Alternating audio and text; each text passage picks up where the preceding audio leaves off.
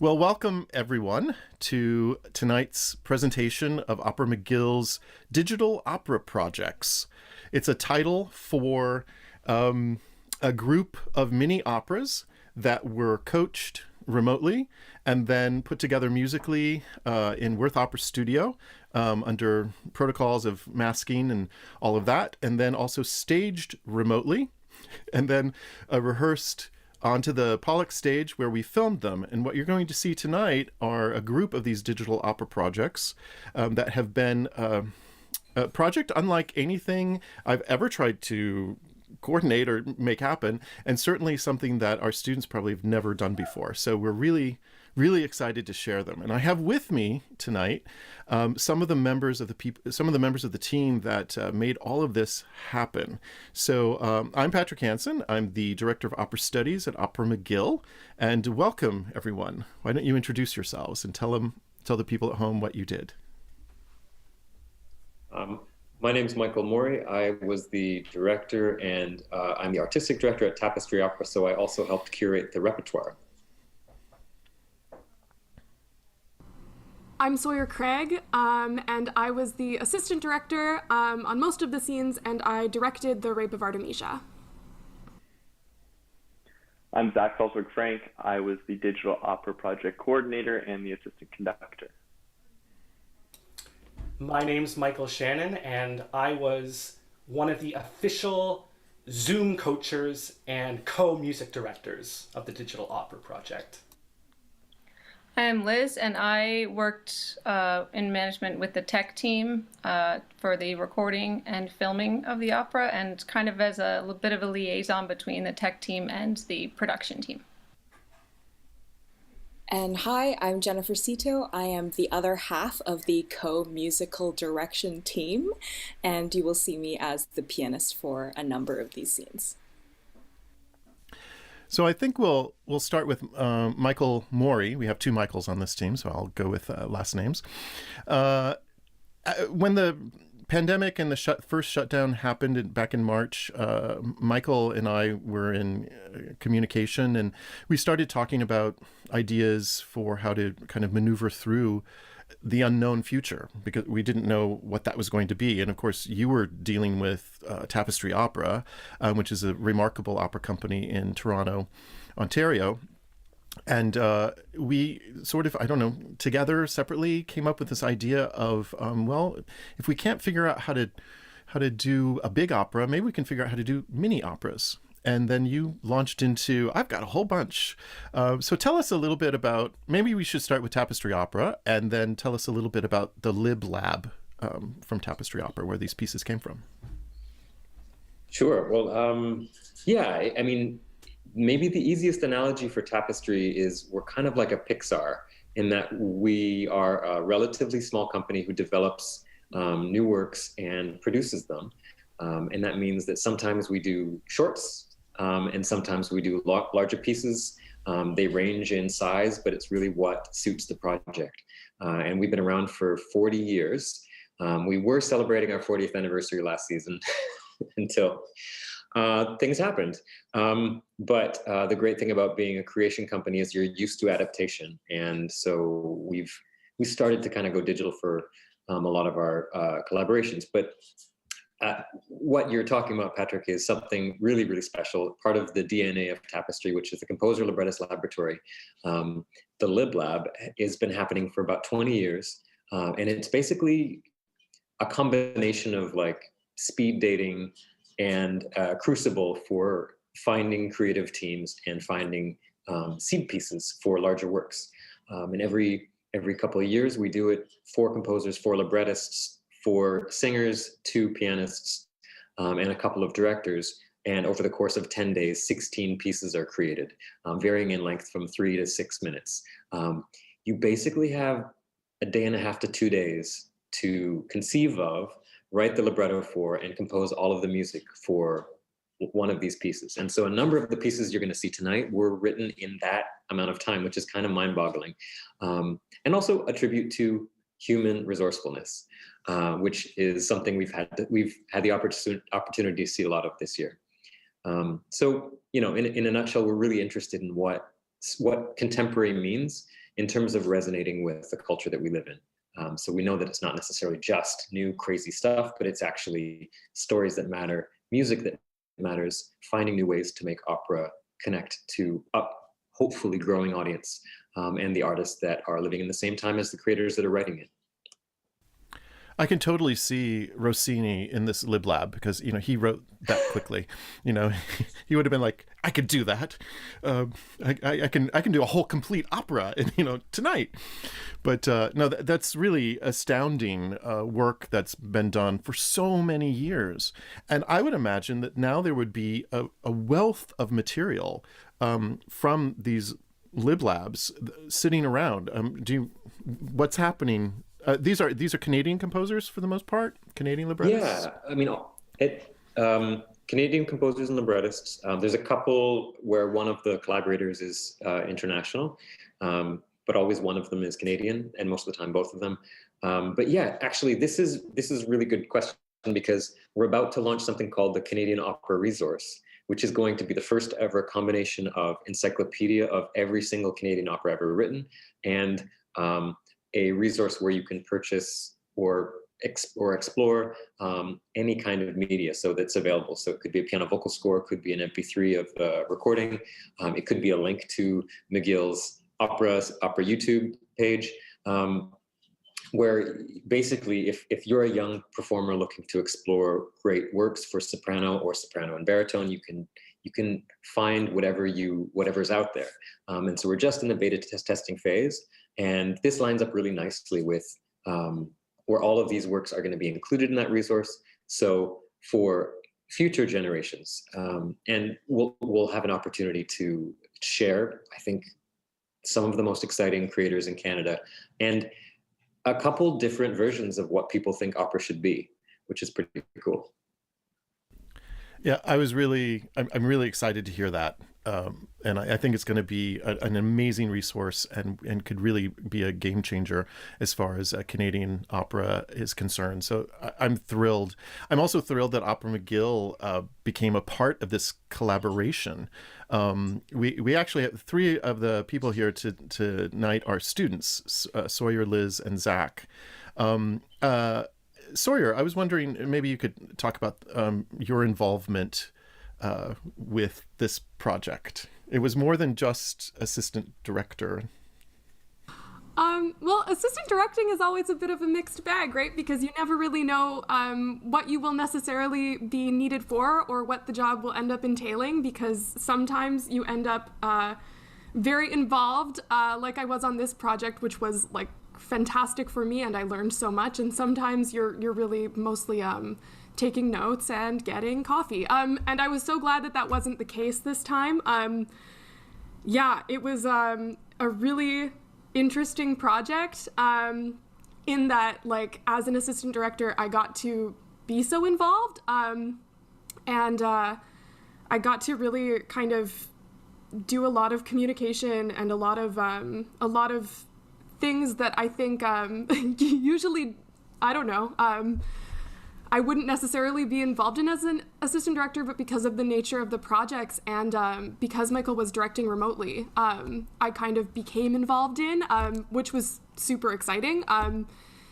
Yeah, man, there's a lot that I could talk about. I don't know if there's a particular direction that you're interested in me going. Well, no, I think it's interesting for people to note that, like Michael was in Toronto directing remotely, and you sort of became like the voice of Michael. And sometimes he was directing directly and sometimes texting. When we were in the filming process, Michael and I were texting because I was in Alexandria, Ontario, where I live, and producing remotely. And I was texting Jennifer, I was texting Zach, I was texting Michael, I was texting you. And, I just... what a way to go. It would have been a little easier if we'd all been in the same room. But hey, that's how things go.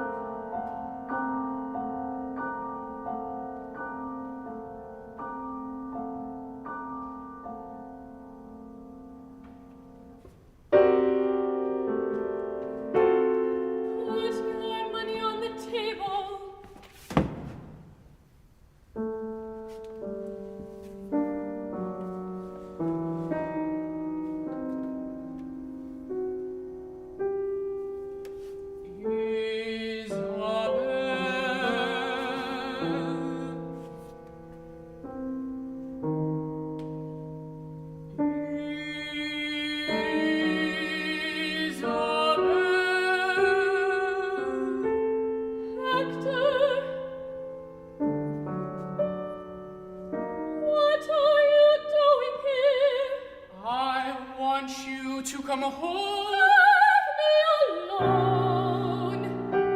Here I'm at peace.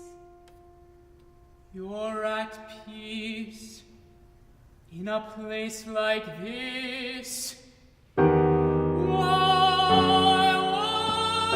did you run away? It wasn't your fault that she... You're wasting your time. You're wasting your life.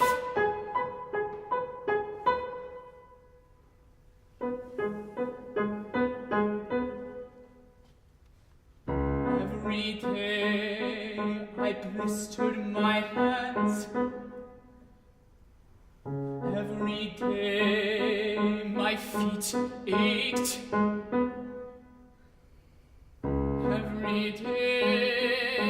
Every day, just to keep our house warm. And every night I held you close. Every night while she slept in your arms. Every day I lie on my back come and men go, while men come and go. But one night I came back to a cold, empty home, to a cold, dreadful bed. What happened to a sweet breath?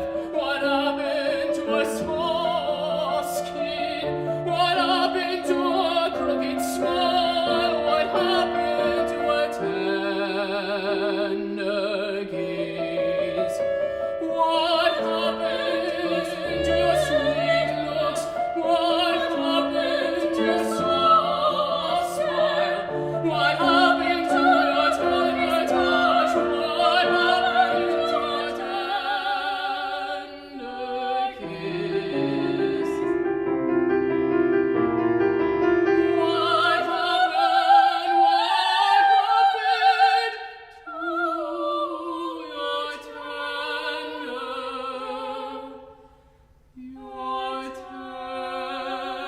tender kiss?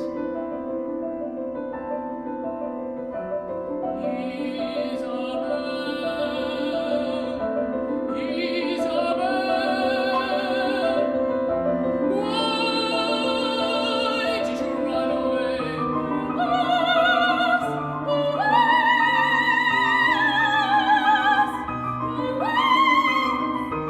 Still pierce my very soul.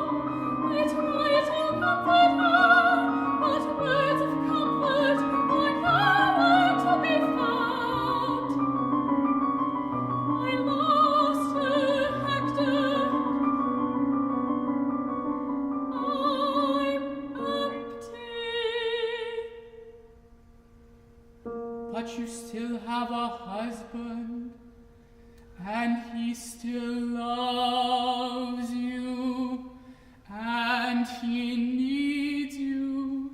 I can show you the way to peace. Back in our home, I'll show you.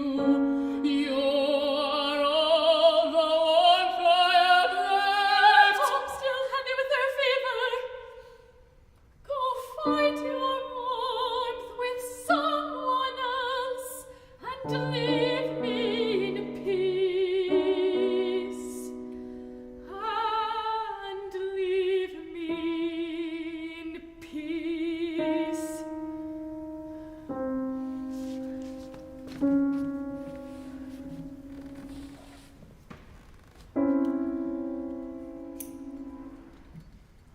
You'll never find peace here, Isabel. You've only found pain here, Isabel. I can see it in your eyes when you came in. I can see it in your face. Only God can lift you up. Only God. You'll never find peace here, Isabel. You've only found pain. Was heart that deep, deep lift me up, just to strike me down. You'll never find peace here, Isabel. You've only found pain here, Isabel. Only God can help you now. Only God can lift you up. Only God can help you find peace. Where was God that day when I held her dead in my arms? I turned to God and I found love. If you love God so much, why don't you bury him instead? Isabel, Show me your God. Isabel, Show me God.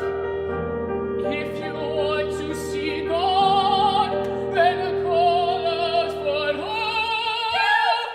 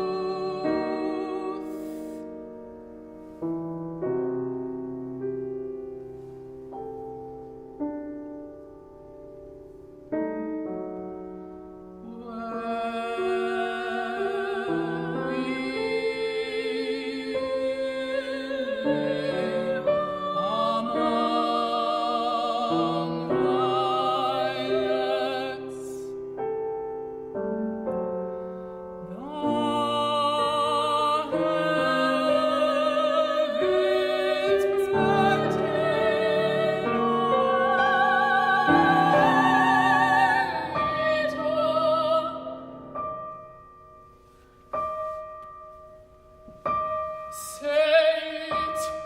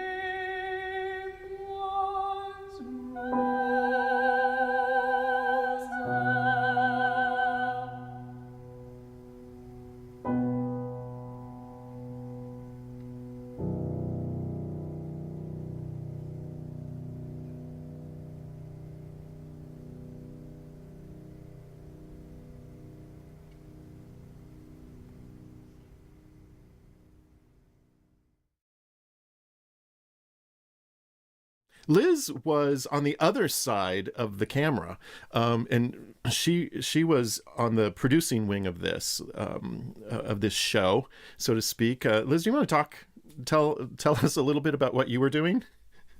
Yeah, so I'm a sound recording student, so I was started out as just a member of the sound recording team, and that kind of elevated, I think, to a little bit more involvement as we went.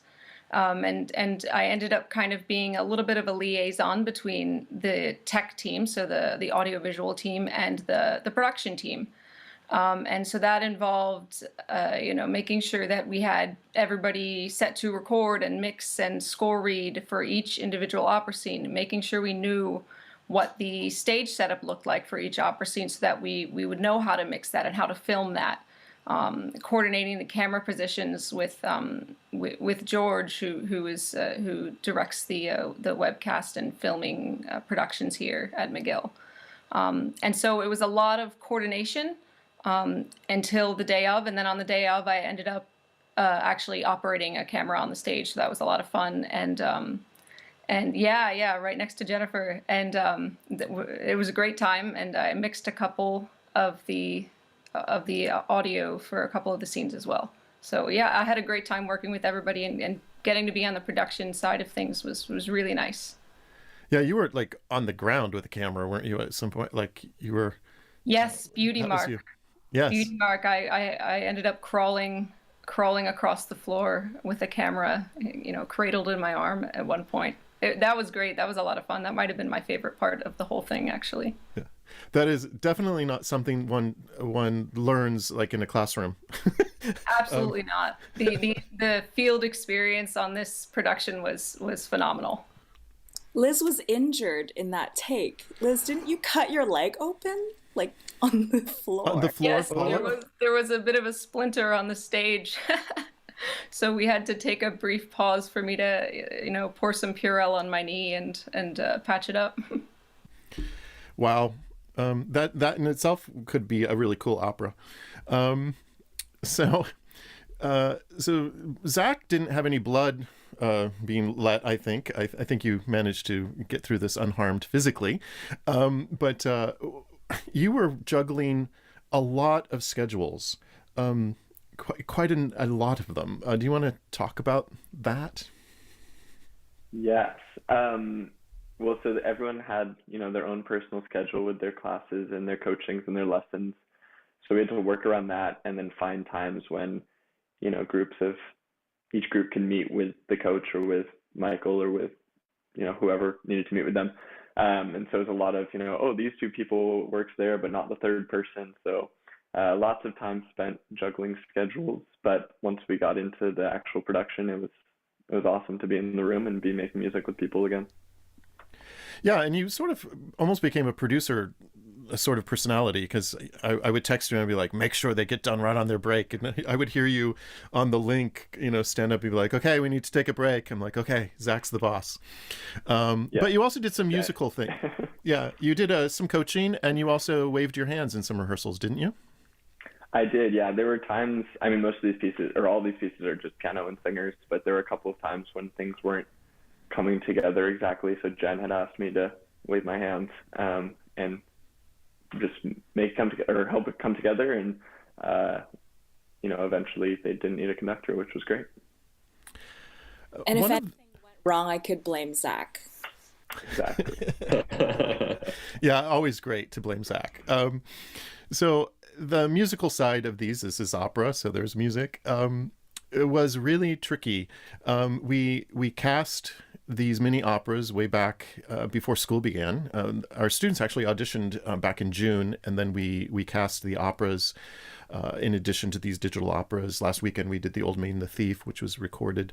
And they had to learn their parts without meeting with a coach in person. And initially, almost all of this was done by Michael Shannon, who is our remote coach. He created, I was wondering, do you want, tell us what you did. I don't need to. Sure. Well, when I found out I was coaching contemporary opera during a pandemic, I immediately was thinking, this is the stuff nightmares are made of. What the heck am I going to do? But I guess the first thing that we all decided is that it'd be a good idea to have a rough idea of how this goes. It's nice for people to hear how something goes generally. And so for each scene, I prepared a track for people to study with as a starting point. But the challenge with tracks is you don't want people to copy it. So you want to get something that's palatable but doesn't sort of point people in one direction or another. So that's sort of where the coaching comes in, and that was a lot of fun, I have to say. I love coaching contemporary music, particularly because you're making these first discoveries alongside the students for the very first time, and that's really thrilling. And because there aren't any hard rules, it really frees people up to experiment, and that's maybe the most fun you can have as a coach, when you're sort of both there for the ride. Coaching Devieni non tardare is always exciting, but you can't bring that aria to the coaching room without a bit of baggage. So and I think just coaching during the pandemic, as artists, I think to some degree thrive a lot on a bit of chaos. And with the pandemic, I think it was a bit more chaos than we would have liked. But seeing the students step up and transcend those difficulties was really heartening, and ultimately like a really joyous experience. And ultimately that kind of honing of personal responsibility is just going to make them, more powerful, creative people. And so even though, it's hard now, I think that a year or 2 years later, we might be happy there was a silver lining to the pandemic, because it made people come together and step up. So. Yeah, giving the students the autonomy to make a lot of decisions and a lot of choices. I know Michael had to do that from a standpoint of direction. Yeah, I was just going to say, I think I always encourage that in performers, but in this case, because, I was literally not available to be in the room, people had to make decisions and they had to bring a lot to the table. And I was so impressed with the students for how much they brought to the table. Some people bringing complete concepts, others really growing from when we did 2 days of table work to all of a sudden, bringing a very mature character on stage. So I think the challenge was thrown, and I think, as Michael said, there was the space for them to bring themselves into the piece, and it was really pleased with how hard everybody worked. Yeah, there were so many times I would say to Sawyer, I don't know what the answer is. You just figure it out. And the same with Zach. Zach would be like, well, should I, how? I'm like, make it work. and I just sort of throw it back at him, and then like I would get this, you know, this coordination of a schedule that was just impeccable. So you'll be hearing Michael actually play on one of the digital opera projects, A Little Rain Must Fall, and that digital opera project is the two singers. One is in Edmonton and one is down in Virginia, so there's no way to get them together. But all the rest of these projects, the singers were able to be in Montreal, and they were able to come together. Now, they rehearsed in Worth Opera Studio masked. They did their initial rehearsals in Pollock as well as, you know, masked. But they had a live pianist with them, and that live pianist was Jennifer Szeto. Jennifer, you know, tell us about what this was like, and particularly what it was like for 2 days to record all of these operas over and over and over again. It was super easy, first of all. Excellent. Kind of a breeze. As easy as the editing process that came afterwards. Wink to George, wink to Martha. No, all jokes aside, I think the rehearsal process, you know, Michael's talking about silver linings, and I have to say, for myself personally, the whole process has been really surreal.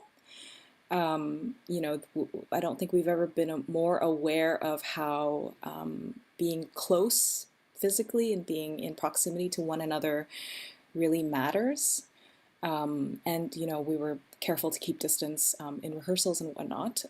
But I think all of us in the room just missed being with one another. And I think this digital opera projects will always be a very special kind of memory for me, because not only did I see extremely adaptive, resilient artistry and music making, but I was seeing this from a team of students. And kudos to Zach, to Sawyer, to the entire performance team. I think sometimes we're not aware of the mountain that we are climbing while we are climbing it.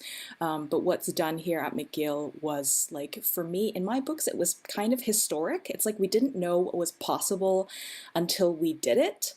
And I'm very, very grateful for this opportunity to have worked with this team. And it is really through the team and through the contributions of every single person. Martha had told us this, and she's absolutely right.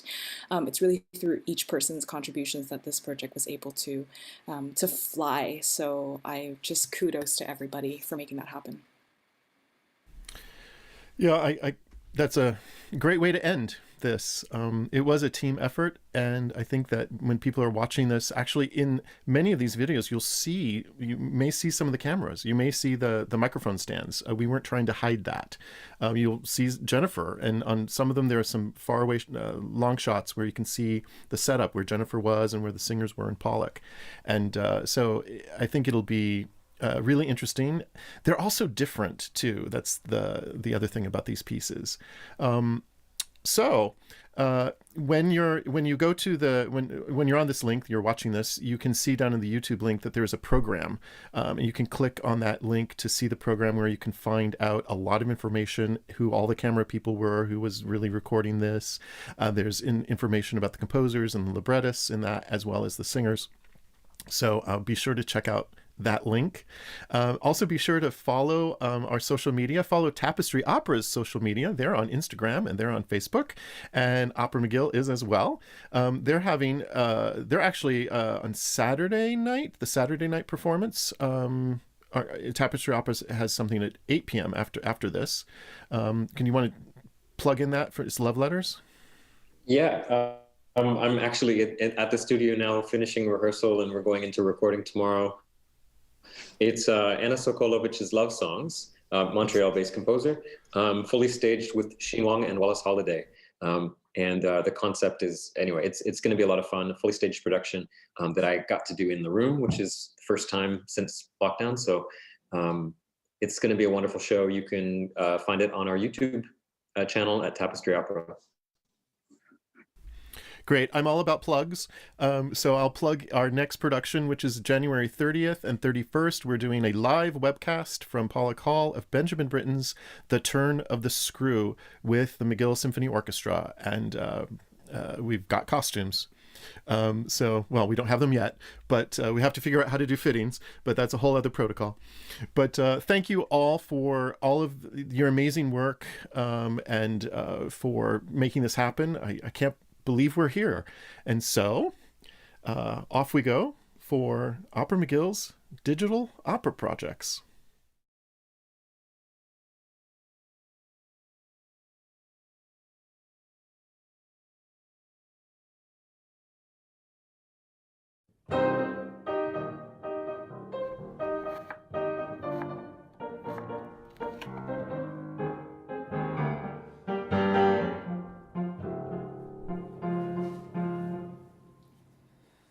Did you buy carrots? No, I forgot. Oh, it's okay. We'll have broccoli. Where's the cleaver? The what? My meat cleaver. Right. I sent it out to get sharpened. Sharpened. Someone dulled the blade on something, I guess. There's a coupon for orange juice. Did you want orange juice? Did you kill Sally? What? What? Did you kill Sally? She was only 22, you monster. I know you killed her.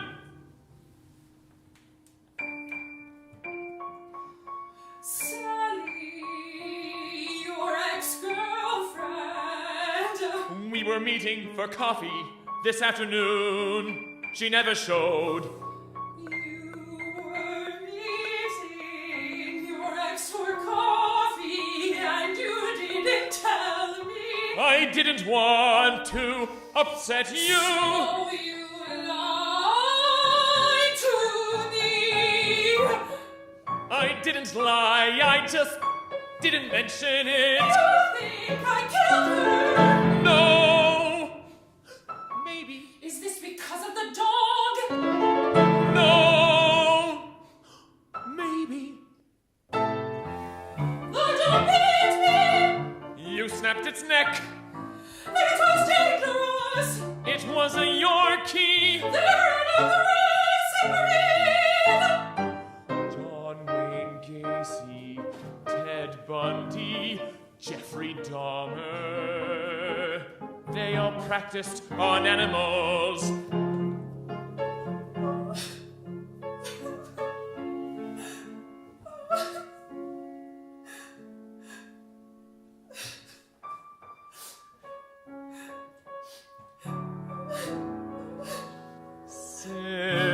Simone, when I met you, I thought you were an angel.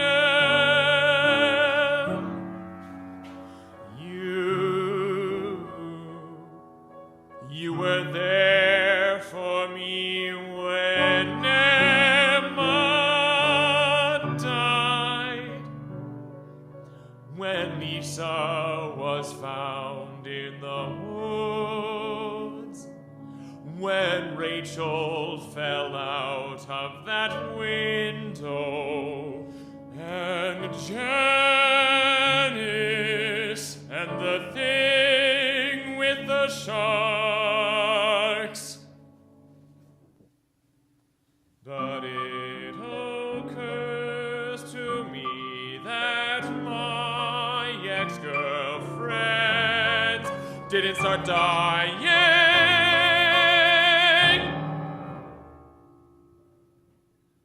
until I met you. I love you, no, I could never hurt a fly. I literally saw you kill one this morning. I love you, no, that I could never hurt another human being. Have some word, let's talk about my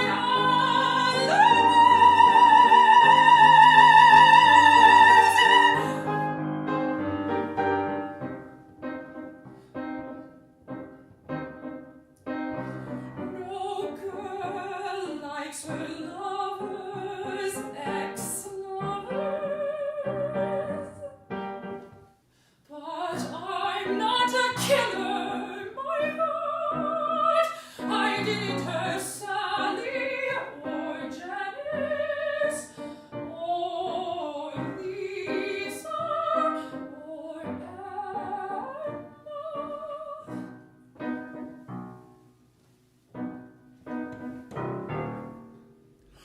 What about Rachel? Do you like the wine, my love? What did you do to Rachel? Good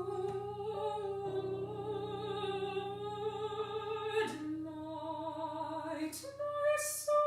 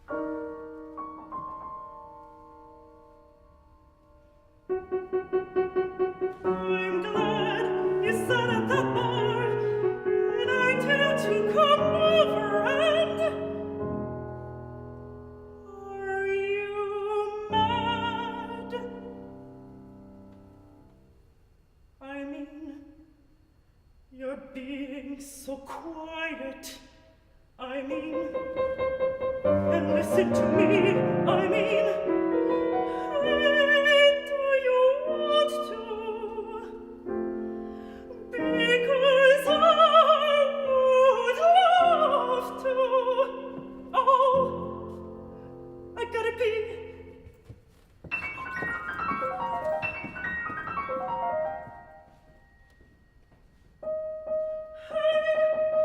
Look at this room. What do you call this color? Chartreuse? Forest green?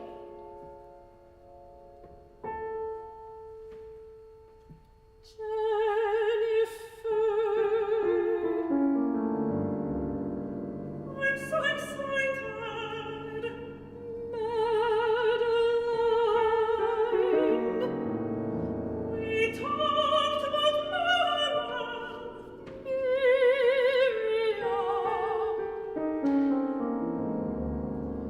and you're the most beautiful woman I've seen.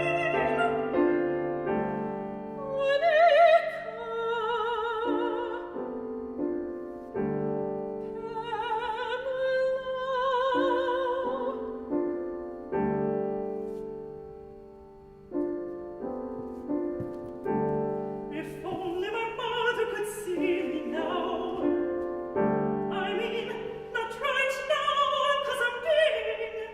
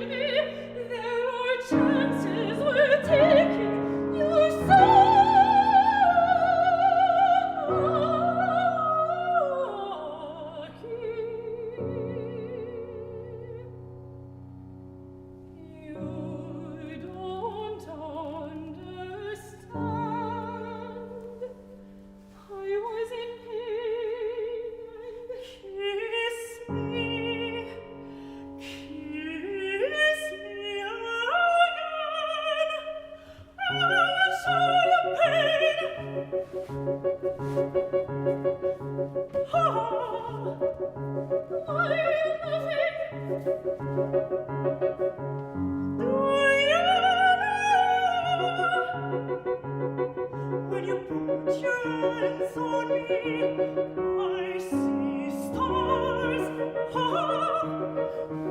Not pretty stars like in the sky.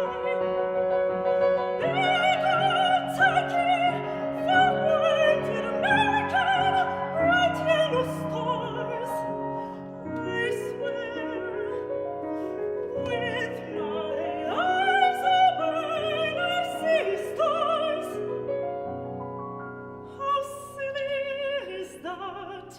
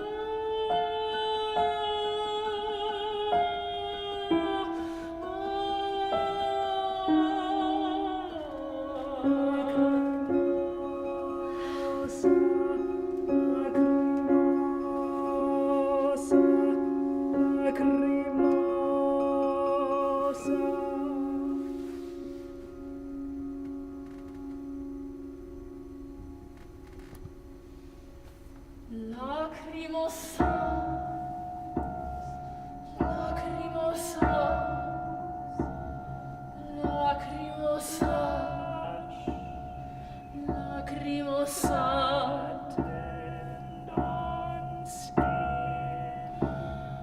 By the time you notice me, I am already languishing in the warm oyster of your lungs and gut, reaching the roof of your mouth with burgundy bubbles. Sometimes my I mark others' judgment. Look at us. We love